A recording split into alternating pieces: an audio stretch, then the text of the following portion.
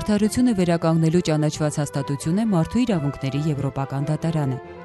որը քննում է խոշտանգումների, ամարտկային վերաբերմունքի, ստրկության, մտքի խղճի և խոսքի ազատության գործեր։ Դատարանը հիմնադրվել է 1959 թվականին։ Այստեղ Եվրոպայի խորհրդի անդամ 47 երկրները ունեն մեկական ներկայացուցիչ դատավոր։ Եվրոպական դատարանին դիմելու առաջին քայլը իրավունքի կամ ազատության սահմանափակման մասին գրավոր հայտնելն է։ Տարեկան ստացվում է այդպիսի մոտ 10,000 դիմում։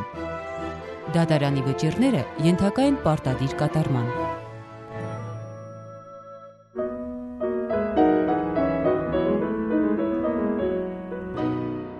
Բացահայտենք Եվրոպան։